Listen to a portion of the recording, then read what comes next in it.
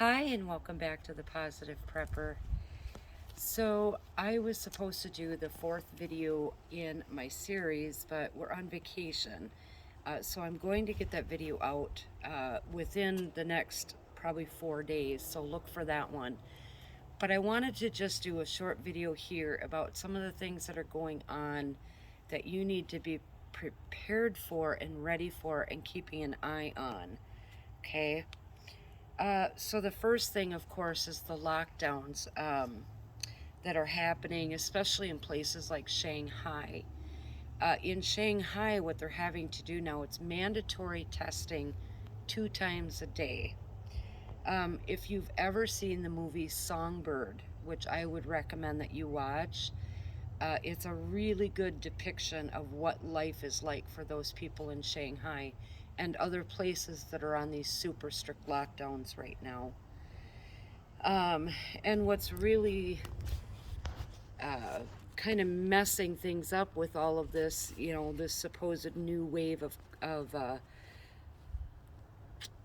the pandemic that's coming around, is that they had to recall thousands of ventilators in the UK because of electrical issues.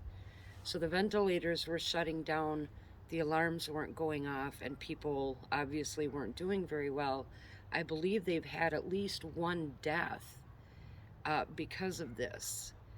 So if this variant comes through and it's as bad as what they're saying it is, which you guys know how I feel about that, but still, the people that need to be put on ventilators, whether it's for that or something else, thousands of them have been recalled, and so there's a shortage of them in Ukraine, or I'm sorry, in the UK right now. The next thing is the food shortages. So riots are happening in countries all across the world. Peru is a really good example of that. Um, they don't like what's going on. They don't like that the government's not helping. They're out in the streets. They're fighting back. They're like, we're done with this. There's more that they could be doing to ease things up for the population. These global riots, when it comes to the food and services and commodities, I think are going to get way worse. I think we're only at the tip of the iceberg as far as this goes. So keep prepping your food. Keep stocking up, especially on your grains, right? I also want to mention that in Wisconsin, they've had to exterminate millions of turkeys. The Genio turkey farms have gotten rid of all of their turkeys. They've pretty much cleaned out all of their hatcheries. They're not allowing any batches of eggs to happen at least until May. So you're going to see the price of turkey, at least in our area, go either sky high or become really hard to find. So again, that's just something to be aware of.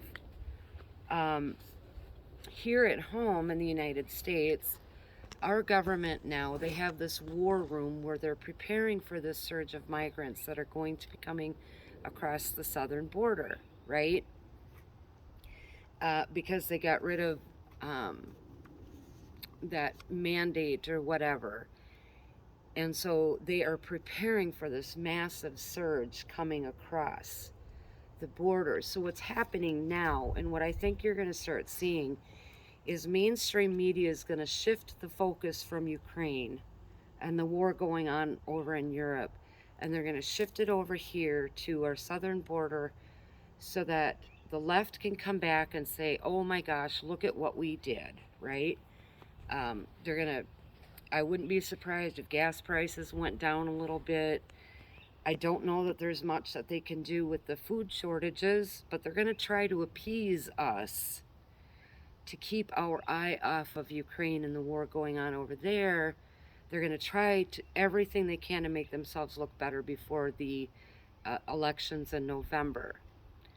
Now, while that's a good thing, we should be focusing on our own borders, right? But we're not doing what we need to be doing to stop that flow of migrants.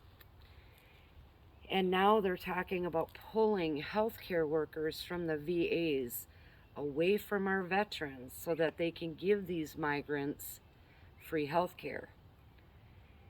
That's a really big thing. Veterans already have to wait so long in many cases to get procedures done or get their appointments for things that they need. And now they're going to take out of that pool of healthcare workers and they're going to put them at the southern border to help give free healthcare to our illegal immigrants. You're probably going to see some I don't want to say rioting, but definitely some backlash from that. There's going to be a lot of protests going on about that because there are even some Democrats that are like, this is not even remotely okay. Going back over to the UK, Poland's government just put out a new 36-page guide about how to basically survive war. So they have, how to deal with shelling, how to deal with an invasion, what you should be stocking up on, what you should be doing. Poland is really scared right now with everything that's going on. And that's only one of the countries. Germany right now, they're strengthening their underground bunkers, their nuclear bomb shelters. They're starting to strengthen those. They're fixing all of the infrastructure in their bunkers. They are starting to move heavier military equipment into those NATO regions around the Baltic right now. It's not over. And while it's good that we're looking at what's going on in America, we also need to keep an eye out on what's going on over there in Ukraine. So don't let them take your eye off the ball. You need to have one on what's going on in the United States, and you need to have one on what's going on over in Ukraine. So I just wanted to do that quick update. The fourth video in my series will be coming out probably within about 4 days. And guys, you need to stay aware. You need to make sure that you're watching things that are going on. Keep stocking up on your food. Keep doing whatever you can do. Stay ready. Stay prepared. God bless.